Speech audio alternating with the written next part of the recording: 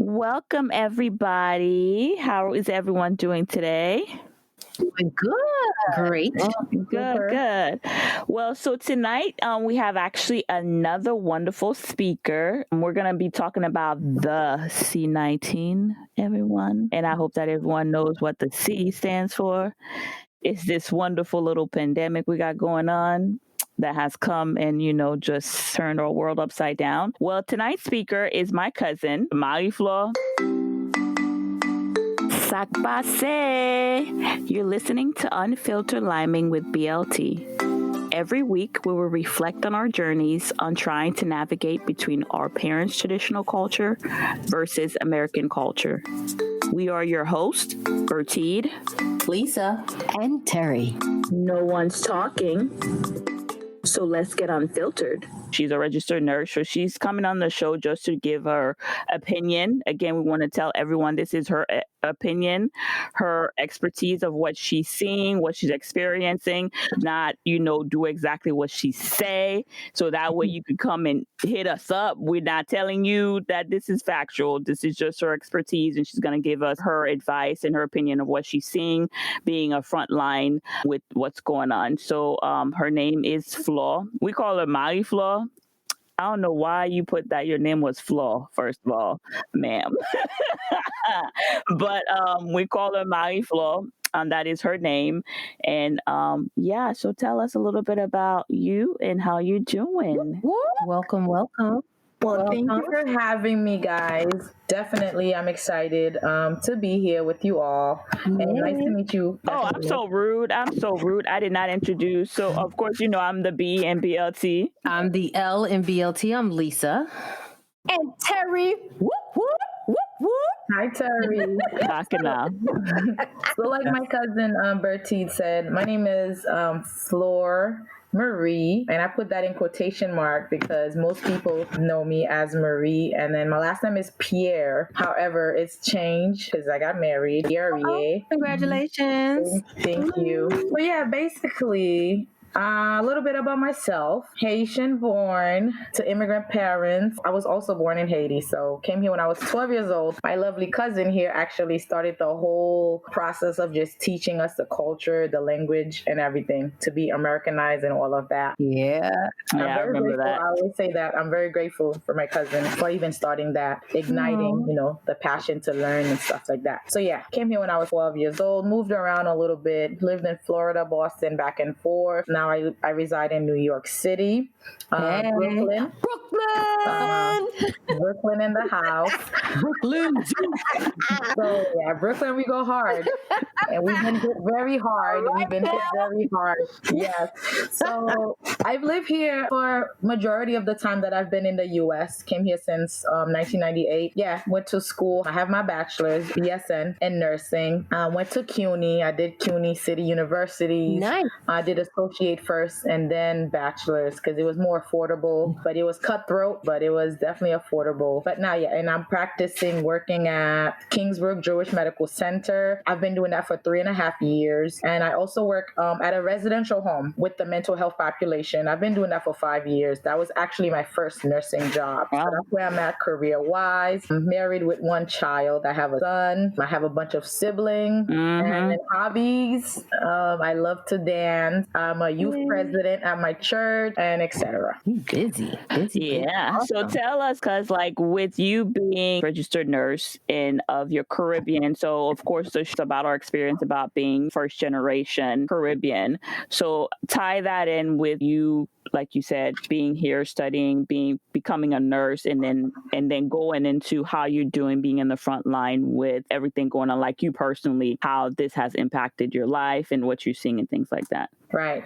Being that the focus is Corona, I can say that I work in a med-surg unit / oncology. So we manage patient, with different type of illnesses and focus a little bit on patient receiving chemotherapy. But during COVID, everything was out the window. I was an ICU nurse. I was doing ED stuff, and I'm not even trained for those. Can you explain what ED and ICU for those that so don't? It's ICU, CCU, critical care and intensive care. Those are patients that are, a lot of time unstable, where, up to the point, close to even dying. So you got to make sure you stay on top of it. And ED is just emergency department. I was doing a lot of that work. So being in the Caribbean, I can start with, we need like a lot of awareness. We need a lot of teaching in our society, community, because I feel like at the beginning, if we were on top of things, a lot of lives would have been spared when it comes to corona. Because the first thing we heard was like, Black people don't get corona. And from where I work in the community population that we serve is mainly minority. And guess what? I've seen a lot of people drop like flies. The numbers you see make sense. A lot of people don't believe in the numbers, fabricated, but I've seen a lot of people drop like flies, and it was a lot of our people, right? Wow. African American, Caribbean, Hispanic minorities. So I feel like we definitely have to encourage education, making awareness to take our health serious, because a lot of people did not take it serious, right? So then fast forward, Corona hit. Been around since 2019, right? But we didn't really get a taste of it until around March, April. That's when we saw a lot of the extreme measures like that we needed to take. And basically it was overwhelming. If I'm talking about my experience, it was overwhelming. I've never had so much of an emotional roller coaster year of my life. A lot of people were dying and we didn't know what to do. We tried different things because it was new, right? So it's a novel, right? In terms of treatment and care. So we're trying different things. We're intubating patients and they dying. Wow. We switched them up to BiPAP, which is just a machine that helps you breathe, right? It's non-invasive. They were dying. We gave medication. There was the hype about the hydroxychloroquine, right? There was a hype around that. We gave that, and actually was causing a lot of patients to even have having worse effect on their body, because it was causing cardiac issues, arrhythmias, and acting on your liver and stuff like that. So that medication did not work. Then later on, more symptoms are coming. I don't know if you guys remember the first three. There was 3 classical signs, right? If you had it, you had COVID. It was the sore throat, fever, and shortness of breath. It was like, if you have those 3, you have COVID. Then it came about where it was just, now we are worried about the asymptomatic people, right? Those without symptoms now. And also we saw that more symptoms started coming in. Loss of taste and smell. That's what got me. That's when I realized I had it. Oh, wow. That's when I realized I had it, because I'm eating. My husband is a good cook. I'm eating and I'm like, wait a minute. And I eat just to fill up my, my body. But at some point I'm like, he made some really banging ribs. And I'm like, I am not tasting it the way it's supposed to be tasted. Wow. And then I was like, wait. It felt like you was just eating food? Yeah, I was just eating just to consume food. Wow. So I was like, and then as I was aware, like more signs are coming, right? Red eyes. So now you're starting to have like allergy-like reactions, itchy, watery eyes, and you started to have diarrhea, abdominal discomfort, and then vomiting came in. And then headache. Wow. I had the headache. I had the fatigue, malaise, generalized fatigue. More symptoms started to come. And then people were realizing I've had it. More symptoms came into place. We're like, wait, I've had this, I've had that. At least 2 or 3 of them. I basically probably have COVID and I did not know. Wow. So as more things come, we're trying different treatments. Sorry to interject. Did that kind of freak you out after knowing that, oh, wow, I actually had it, and you came through it, and to see everything that has happened with the people who do have it, like you said, they were dropping like flies, kind of freaked you out, like that could have been me. Right. So I was very nervous. I balanced it very well because I was juggling a lot. So there wasn't really time to really analyze my emotions. The most thing that I was worried about was my son. Yeah. And I'm like, oh my goodness, my babysitter was sick. So she probably had it where we had to stay home to watch the baby. But we didn't know we were infected. So we're home playing with our baby, yada, yada, yada. Wow. Knowing that, like, my husband had it too. My husband had it. Actually, he had a fever, but I took care of him. At that time, I was asymptomatic. My husband had a fever. I took care of him, just like normal you do in the hospital. Mm-hmm. Tylenol, cool blankets, cool towels, cooling the body down, cooling measures. So I did all of that, took care of him, but I was worried about the baby. And also when I was waiting for the test, it was like a hell of a week for me because I know I had it, but it's just like when you have the stamp, right? The confirmation when the stamp is like, Mm-hmm. now I have proof, right? Right. So that week really shook me. And I can imagine. A lot of things happens in between. Just like seeing people, if I can share a little bit on a personal, my husband's pastor died right like in my hand. Wow. So I went into a panic attack. Oh no. On my way home, my husband was on the phone with me because I couldn't tell anybody. I had to even hold it from my husband because the son, that was his promise. The pastor's son said, don't break it. Don't break the news yet because I haven't told my mom. So I haven't told the wife. So I had to hold it in. And on my way home, I had to pull over. I had a panic attack. My husband had to talk me through it, like breathe. Like, I know this stuff. That's what I do. That's what I tell patients. But in that moment, I needed that kind of direction. I needed. Aww. Yeah. So my husband did good. He calmed me down. I had to pull over though. I couldn't drive. I would have hit somebody. Husband. Well, I think it's important, and I know, you thank you for sharing, but I think like one of the main reason I think we wanted you on the show to, this episode to talk about it is because it ties in also a lot of time people don't think about like everything you just said. I didn't know that you were going through all of this. I know we talked, but I didn't know that you went through all of this.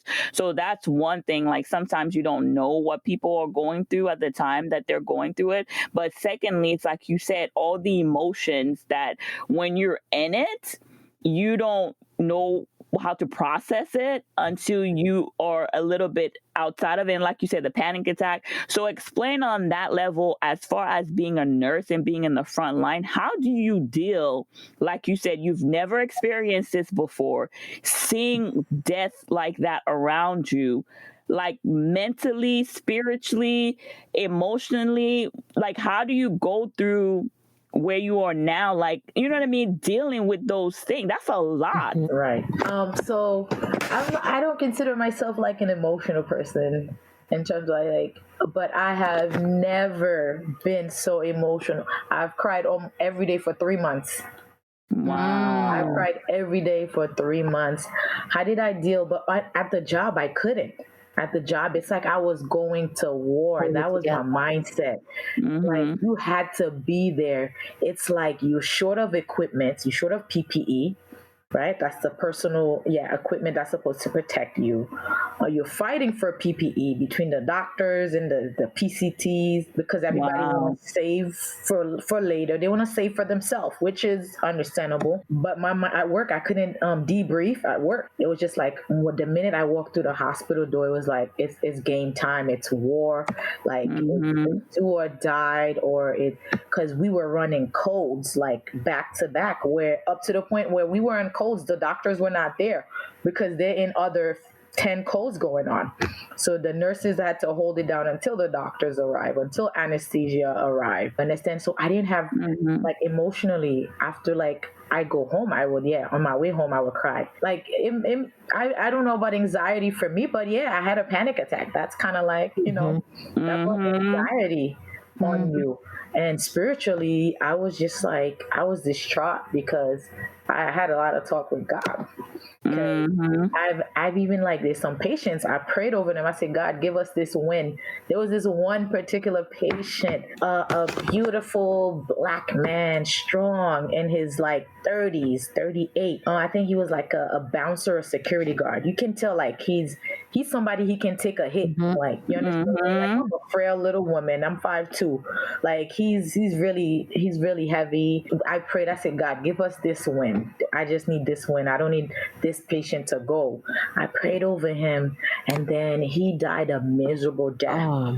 Because he was on our unit, and then he got transferred to ICU. He fought Like in the Bible, it says you have fought the good fight of faith. He held on, because a lot of people didn't last long in the ICU. He lasted a week. Eventually, he was on a ventilator, and eventually he passed. So I said, God, give me this win. And I'm like, wait, I didn't get this win. So I'm like, spiritually, I'm like having a talk with God. I said, what's going on? So I know, like, your will be done. So my faith was questioned. I'm like praying, and I'm seeing the opposite of what I'm praying for. So that shook me spiritually. But time, like they say, time kind of heals. So with time, it's like, and I started getting to the momentum. It's like, do your best. Do what you can. We can't save everybody, even if we try. That was the most hardening thing. That's what brought my anxiety. It's like, we try, and we lost so many people. That's what I was having trouble with. Yeah. And that kind of, that messed me up. I'm glad you're sharing, because I feel like a lot of people have the media, and if they don't have someone close to them that they directly feel it, those are the ignorant ones running around saying, oh, it's not really real. And so grateful that you're willing to come on and express, everything that you're going through, because people need to hear it. They need to hear it, and it will help someone. Especially, like you said, our Caribbean folks, out there, or, just Black folks in general. So now, based on where you are now, you healing, understanding that it's one day at a time. Now the year's about to end, and they're introducing, the vaccine. So talk a little bit about what that all means. Like, we don't know what it means. All we see is what's on the news. Yeah. We don't understand. So break it down to us like we're kindergartens, and we're trying to understand. Are we going to grow an extra arm? Or going to grow an extra toe? They don't know what's going on, so don't feel bad. So there's a lot of inconclusive data out there, but from what we know, like CDC wise, which is the Center for Disease Control, we do have two companies that made the vaccine. You have Pfizer and Moderna. What we know is just age-wise, like 16 or 18 and up. I think Pfizer has 16, Moderna has 18 and up. With Pfizer, they freeze it to a certain degree. So that one is a little bit colder, where in Moderna's room temperature is fine. What we know is they did clinical trials, like 244 people. A very high percentage of people did not really experience what we call adverse effects. So that's the thing with vaccine, right? It's like introducing immunity to yourself, where, they give you the same form of either the dead or the weak disease, so that you can build antibodies. So when you build antibodies, it's like antibodies is building memories. It's like, wait a minute, I've seen you before. So next time it comes, it's like, you're my enemy, I will attack. So antibodies does that. They fight pathogens, foreign substance, anything that's new, that's strange. So that's what they're doing with the vaccine. But in terms of the COVID vaccine, clinical trials, I can honestly say it's looking good. In terms of side effects, the regular, it's very, Corona is in the same family as the flu. So it's very similar, like I say side effects, because side effects are expected just like when you take medication. What we worry about is adverse effect, right? Doing totally the opposite. If I take something to cure me or relieve pain, I don't want it to cause me pain, right? I want it to do the opposite. So what we were in normally adverse effects or allergic reaction, anaphylactic shock. So if you don't have that, then you should be fine. From what I'm hearing, coworkers, faculty members, there's a few people that have taken the vaccine from my job. They having like mild symptoms, pain at injection site, soreness. My boss, she experienced headache, and I know somebody else that experienced body aches. Like they had to sleep a whole day, but the next day they were fine. So from basically what we are learning is just regular chills, fever, just your body is just building immunity, making antibodies. So we haven't really had any news of life-threatening reactions. So that's my question where I get confused. So the vaccine is putting the antibodies in your body, right? If you actually get COVID, you have the antibodies in your body. However, what they are saying is that it doesn't last long. I know somebody that had corona around March. They went back a couple months later, they had no more antibodies. So you're not permanently immune. It's not like measles. Remember your childhood illness? like chicken pox. You got it one time. Right. It doesn't look like it's one time shot. So it looks like it's gonna be like the flu. So most likely where it's leading, I believe the vaccine might be annually. Oh, wow. So the people that they have been giving it to, what kind of turnaround time are you seeing? Like, if you give them the vaccine, how soon will they be able to walk out of the hospital, or what level, if they were like really bad, or does that mean that they're coming out of it now, or what have you seen? What kind of progress have you seen from the people who have gotten it? Right. So it's not like automatic clearance if you're a really sick person. But so far, I've only seen it given to more healthy individuals that are able to function regularly, right? So for those who are, if you're sick, even if you do receive the vaccine, you have to get out of that sick zone to be medically clear, right? Wow. They discharge you when you're medically clear, no matter what. After your treatment is completed, after you're good to go, that's when they'll discharge you. And the vaccine, if it's supposed to help you, it will do that in the time while you wait to be discharged. Wow. So we'll have to get shot basically once a year.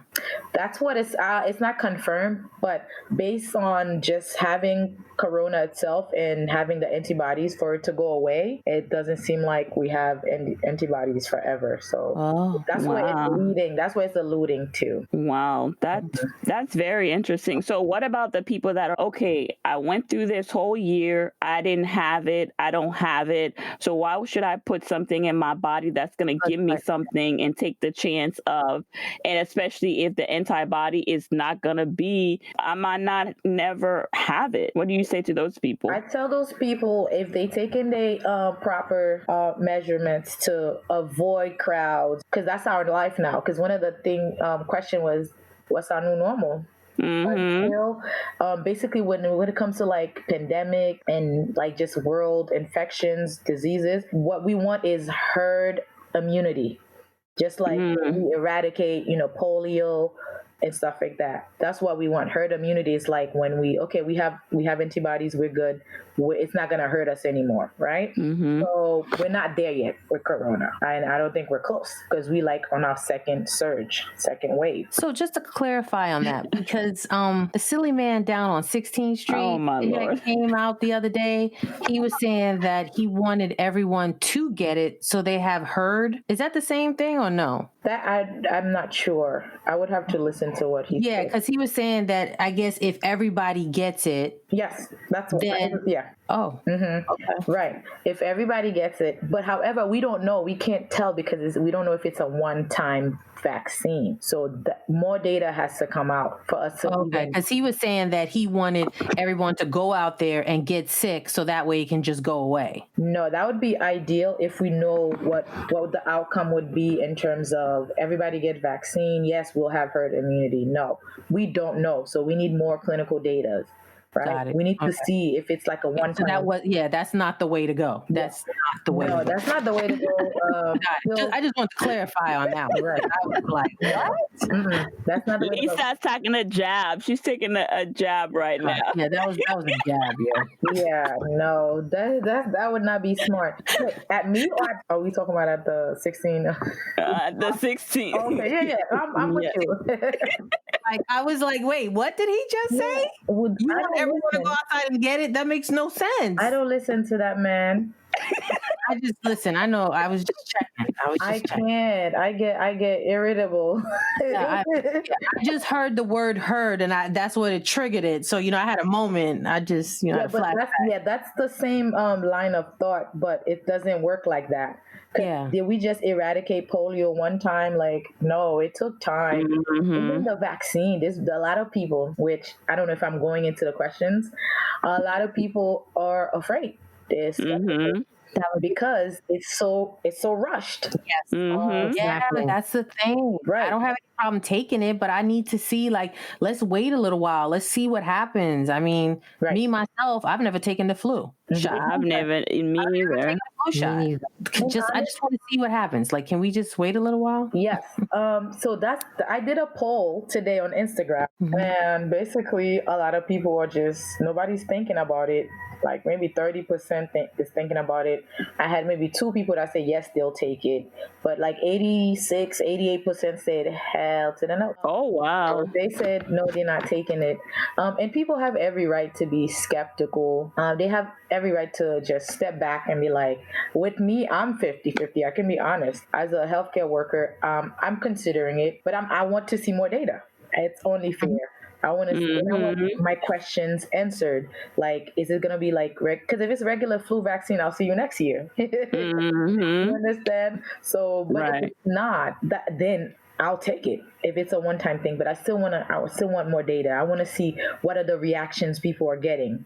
Because we have a small amount of people. So tell us, being that you're first generation Caribbean, do you think like our people back home, because, I know you've talked about it in the U.S., but in Haiti, you know what I'm saying, in the island, will our people be just as hesitant? Because, back home, we go into our gardens, not fed the bush something. Yes, the bush tea. We're making tea, and doing, our bitter teas and stuff like that. So in your opinion, abroad, is it going to be just as bad as your poll, or you think worse? It's going to be worse. It would not be well received. I don't know if you saw the clip of I don't know if that was a chairman in Jamaica. He said, I'm going to let the big countries do it first, like Canada and United States, and then we'll see what happens. I think most of the Caribbean countries I think they're going to follow that. Yeah, they're going to follow that. They say, let big America test this out, and they'll follow suit if necessary. They're gonna drink their tea in the meantime. Yeah, we have a lot of things. We have a tea associé. So yeah, they'll probably do other remedies. And honestly, a lot of time at the very beginning, we send a lot of people home because go home in quarantine if you are not in distress, because the main thing we worry about is COVID causing complications. Right? It's like you don't die from the flu, you die from the complications, right? Because the flu is a respiratory problem. If you're not breathing, you're dead. If you can breathe, you can do these things, we're good. But if you have shortness of breath, where you need oxygen, you need supplemental oxygen, you need supportive oxygen, that's a different problem. And you'll know, because breathing is effortless, right? It's just part of our norm. But if you feel like you're gasping for air, when you move, you cannot go up the stairs and stuff like that. That's different. Oh, wow. But if you can treat yourself at home, quarantine, stay away, minimal contact, washing your hands, disinfecting areas, you can stay home if you don't have any respiratory distress. What would you say to our fans? Tell them is the number one thing in your, expertise or opinion that they should do. If they don't do nothing else, they'll take nothing else from everything we've said. Maybe give them like 2-3 things that you feel like you want them, because you said, it's about education, right? About learning. So this is a platform to do that. Right. What would be those things? The number one thing is to build your immunity, build your immune system. How you do that? You treat the body right. You don't just eat anything. Proper diet, regular diet, low carbs if you have to, because we do eat a lot of fried, salty, and greasy food. That's I call them the triplets. When it comes to minorities, hypertension, diabetes, and high cholesterol. Those are the 3 things that are killing us. Because guess what? The number one cause of death is heart disease, right? What's causing heart disease is plaque buildup from lipids, eating greasy food and stuff like that. So diet, build your immunity, have a proper diet. Right? Increase your fiber intake, eating and getting extra vitamin C boosters, right? That doesn't stay in your body. Your body doesn't store it. You can have as much as you put in your body. Pills, the packets, build your immune system. That's your best friend. That's the best you got. Before any vaccine, your system itself, right? We have, T killer cells, we have cytokines, we have different things that help us to fight infections, right? But you want to boost those things up, right? So that when you do come in contact with an infection, so that your body can fight it off before any vaccine. So build your immune system. I know some people say there's not much scientific data behind elderberry, but yeah, do your elderberries, Vitamin C packets, like I was saying, vitamin C does a lot. Helps with healing. It has healing properties. It helps absorb iron and stuff like that. So take your vitamin C. What about echinacea? You can do that as well. Okay. Listen, any home remedy, herbal, I say go for it. But if you're on medication, you want to talk to your doctor. Gotcha. Right, because some medication potentiates, some medication acts as antagonists. Right, it could either make the effect strong or opposite, go against the body. So yeah, I said hydration is important. A lot of people neglect hydration. You treat your kidneys nice. So yeah, hydrate. Regular diet, right? Avoid those things. Fried food, sugary food, processed food. You want to avoid that. And you want to avoid salty food. We love our seasoning, If you add salt, don't add the Maggi. If you add salt, don't add the Maggi. Yes. That's sodium. That's a lot of sodium concentration. Pick and choose. If you do one, supplement otherwise. You understand? And rest, sleep. Right? Give the body time. Give the cells in your body time to process the day. To fill up. Rest is important. Just basic, basic needs. Maintaining your basic needs. That's awesome. That is great. Well, thank you for coming. We have a fun question. Yeah. We went through the whole process. We thank you for giving your opinion and expertise and what you're seeing, and again being on the front line. I'm going to pray that God continue to keep you, bless you, protect you. And we'd love to have you, come back on. But we want to know, fun question, what gets you unfiltered? And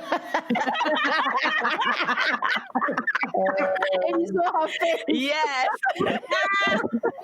She's like, I you do can have a child answer in the that room. any type of way. The show is unfiltered liming with BLT. So we just want to know what gets you unfiltered. It could be anything you choose to be unfiltered about. Like, do an example. Like, I'll tell you what gets me unfiltered. Let's hear it, Lisa.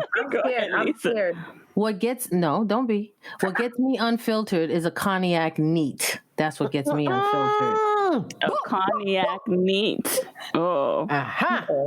I know Terry. Terry, you got something up there up your sleeve. Listen, I have a long, we Trinidadians have a long list. I think what gets me unfiltered, which one is which one, which day, which feeling? You know something? What gets me unfiltered? Some sexy high heels. When I have that on, yes, I'm feeling very unfiltered at that time. Oh, snap. Oh, my goodness. That's good. I would say then for me, what gets me unfiltered, again, I'm with Terry, depends on what day, what mood. A nice bubble bath sometimes gets me unfiltered. Nice. That's nice. Right. Yeah. Or my son. Either or. My son or a nice bubble bath, depending on how you're acting for the day. That's nice. I would say, like I said, I'm pretty open. But being home alone, naked, and cleaning. Yes! There you go. Yes. Yes. I think we have a winner. We have a winner, ladies and gentlemen. Yes. And Awesome. seafood boil. Seafood boil. A good seafood, yeah, that gets me. Yeah. Hey, yes, that's what I'm talking about. That is what I'm talking about. Yes. Well, thank you for, again, being on. Everything that you said, I hope that the fans listen. And again, love to have you come back on to give more education, especially to our Caribbean, fans out there. Anybody, but especially our Caribbean fans, because like you said, I think a lot of times there's misconception on a lot of what's going on out there. And I think hearing it from somebody, from one of us about what you're seeing, what's out there is great, and it's going to help somebody. Is there any resources that the people could go check out as well that you want to give them? I would say to get your updates from the horse's mouth, go to the CDC. Okay. Yeah, Okay. go to the CDC. They're responsible. They're the government. If they give wrong information, it's on them. We could sue them. But yeah, they give the most current updates because there's a lot of news outlets. I would just say stick with that. So that's where I get my updates in terms of what changed. Because now quarantine, you don't have to wait 14 days anymore. Yeah. Huh? You don't? What? That's what? How many days do you wait? Wait, what happened? Well, you get tested. If you get a negative, you're good to go. If you go somewhere where it's a hot spot, come back, you go get tested within 24 hours. And then if you're negative, you can operate. Okay. Yeah. So things are changing. We're managing better, I can say. But one last thing I do want to say is, I don't want to scare the people, but it's very real out there. Don't wait until one of your family members, get hit, and then that's when you take it serious. Take it serious. Wear your mask. Don't look at other people. Wear your mask. That's the norm until we get a hang of things, but just do what you need to do to protect yourself and your family. Because remember, it's not only about one person, right? If you have elderly, you have grandmas, and we lost a lot of our grandmas and our grandpas. So if you have little children, the immune system is still developing, even though they have good response to the coronavirus. But, if they have asthma, that's high risk. So don't only care about yourself. Just definitely think about other people. Your neighbors. Wear your mask, wash your hands, and avoid those big parties, big weddings. Yeah. We just really want to say thank you for being on the front line. I know it is not an easy task, and I know that you are being faced every single day with challenges that tugs at your spirit, tugs at your inner self and your being, and even your outer being too, because I know that you're tired, but you're going out there and you're fighting the good fight for all of us. And we really, really appreciate you and everyone on the front line that's out there working to help us. Yes, thank you. Yes. Thank you so much, guys. It's been a pleasure. Absolutely. You can call on me anytime. Thank you. All right then, ladies, and we're out. À la prochaine, le peuple. Thank you for joining us this week on Unfiltered Liming with BLT. Check us out on Instagram, Twitter, and join our Facebook page at Unfiltered Liming with BLT. As always, subscribe to the show to catch every new episode and leave us a review so we can continue to bring you fresh, exciting content. See you next Thursday, same time, same station. Unfiltered Liming with BLT is edited and produced by Unfiltered Liming with BLT.